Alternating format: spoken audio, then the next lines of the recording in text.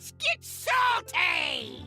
Everyone, Zeddy here again today with a brand new video, and we've done a lot of like best cards, worst cards, a lot of videos like that the past few days, and it got me thinking, especially reading so many comments about so many people saying, can't believe this card's not on your worst card list or whatever. I'm like, some of these cards are kind of underappreciated. There's some cards out there that are actually pretty damn good that nobody really talks about anymore, and either they're a card that's like pretty solid, sees play today, or is a card that saw a lot of play back in the day and people just don't really recognize them as strong cards or as cards that actually served a purpose. And I'll mention specifically what card really intrigued me and got me going on this list. It's actually only an honorable mention, but I will mention it's what inspired this list. But I thought I'd go over 10 cards in the history of Hearthstone that just generally are kind of underappreciated, underrated, and don't really get the love that they deserve. And yeah, like I said, some of these cards are pretty staple, like they're pretty meta a lot of the time, but you just never hear about people talking about them as a reason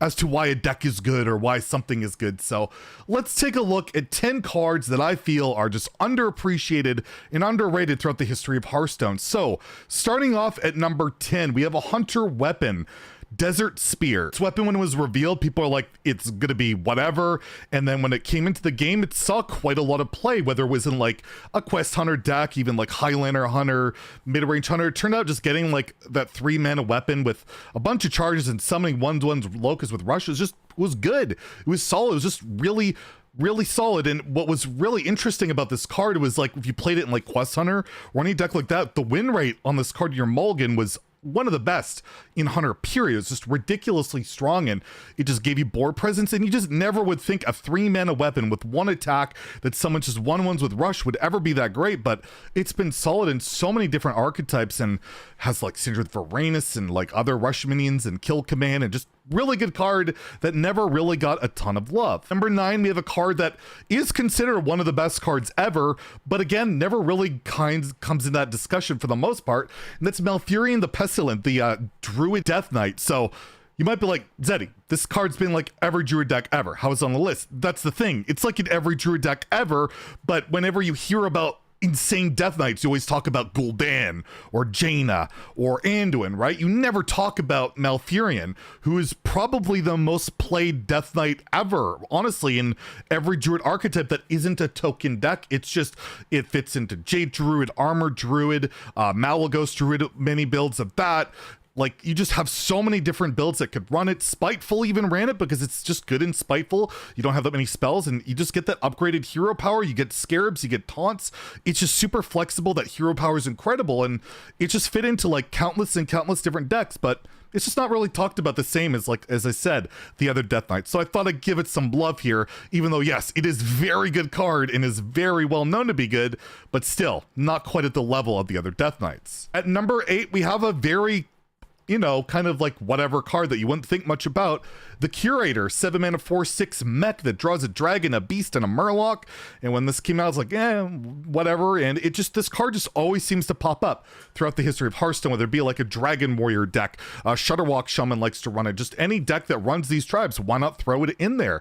Get that value, and it has taunt, and now with it having a mech tag, you could do like, you know, some magnetic stuff. But it was just one of those cards that just didn't really ever win the game, never broke the game. It just always popped up in different decks that just worked really well with that menagerie cycle. It was never really about menagerie buffing, which is what I kind of think it was designed for in the first place. It just allows decks that might lack certain draw to be able to get that synergistic draw and just allow for some really cool stuff. And it's just a card that even to this day pops up in Wild, even though it's 7 mana, draw 3. Like, it's just still a really solid card. Number 7, we have the card in the thumbnail, Mossy Horror, 6-mana 2/7 neutral minion that destroys minions with 2 attack or less. And this card at one point in Standard was the most played and highest win rate neutral card in the game. I kid you not. And a lot of people might not even know what Mossy Horror is. Hasn't seen play in Wild in a long time. It's been in Wild for quite some time, but yeah, it was just the ultimate counter to Spreading Plague. Spreading Plague was like the best card as well for the most part in Standard, with Druid being so good for so long because of Spreading Plague, because of cards like UI and Unnerfed Nourish and Wild Growth. And Spreading Plague was just a great counter to that, and it also dealt with like Giggling Inventor as well.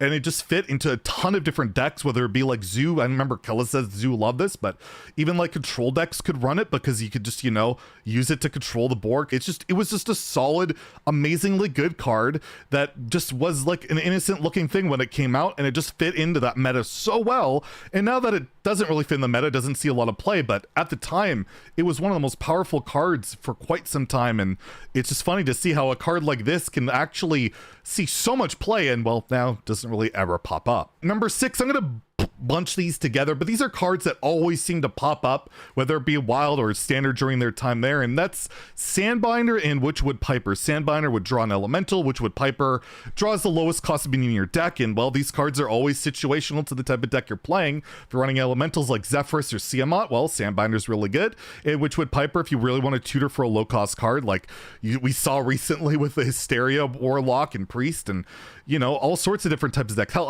I ran Witchwood Piper with just the 2-mana Raven and Mage, just so I would make sure to always draw Pocket Galaxy when it costs 5. You'd play Piper, and yeah, you would always pretty much have Galaxy in 5 to do ridiculous stuff because that was your only spell in the deck. And yeah, these cards always seem to pop up, never really get talked about, but getting that effective tutor to draw specific minis is just such a powerful effect. We've seen it with like Lorekeeper Bulkout, and these cards are in that same vein. But again, you just don't hear a lot of people talk about them because they're not exactly the sexiest or most overwhelming cards ever. Number 5, we have Novice Engineer, the basic card.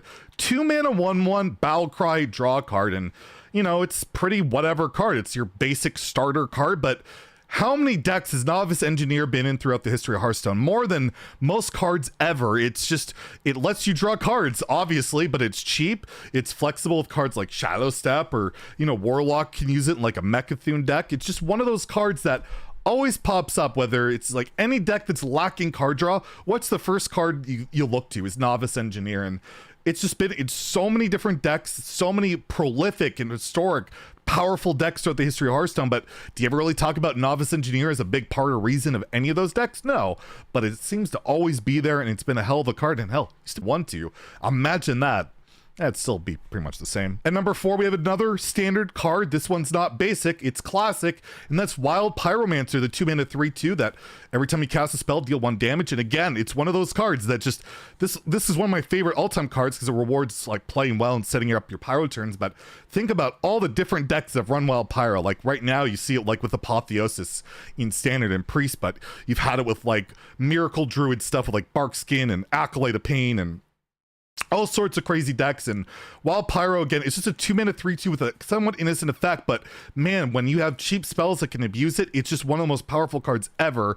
And again, but it coupled so well with Acolyte before it got Hall of Famed, and you still see that combination in Wild today. It's just one of those incredibly powerful cards that stands the test of time that, again, nobody really seems to talk about. At number 3, we have a 1-mana 2/1 elemental Glacial Shard. This card has popped up in I don't know how many decks.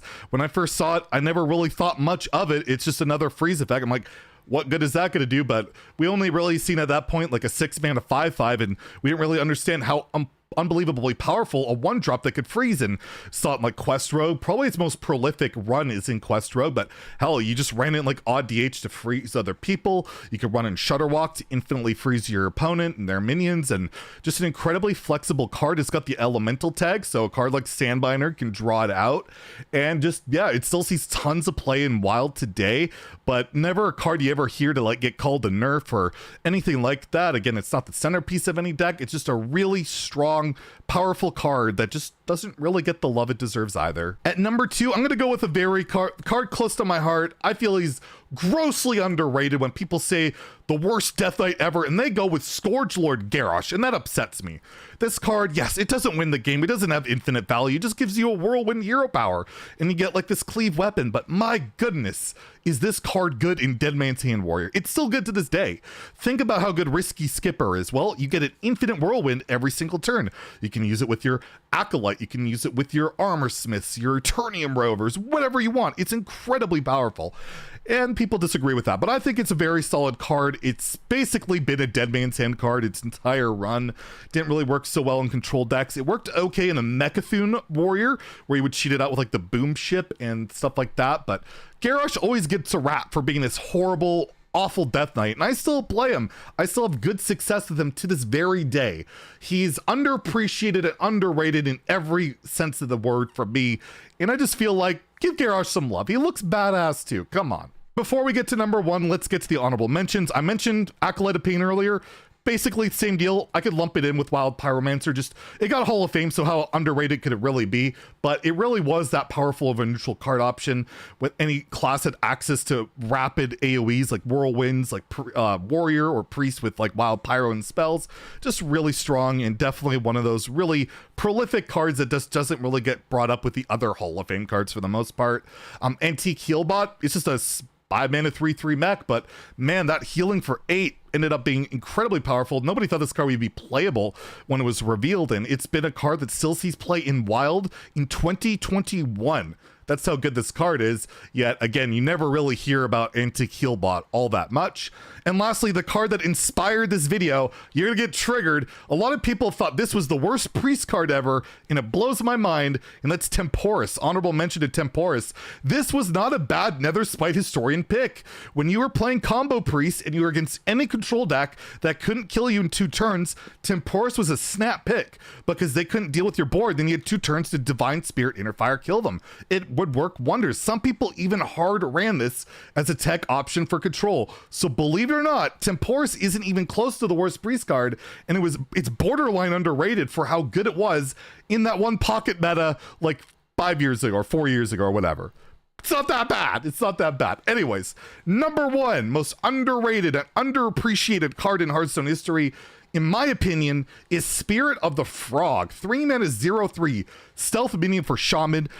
Every time you like cast a spell, you draw a card or a spell 1 more mana than it. So this card was why Evolve basically gave Evolve Shaman its strength in standard, like Galakron Shaman. This card was insanely good. It never got nerfed. It was the fuel behind that. They like nerfed cards around it, like that Invocation of Frost card. They made it 2 mana because it made Spear of the Frog too good. It just allowed this card draw engine for Shaman to be so powerful when Shaman just doesn't ever have card draw, and Frog was just so powerful. It was so ridiculously good. My comparison to it was like it was Gadgets and Auctioneer, except it was 3 mana, it was built in with Conceal, and it tutored your deck.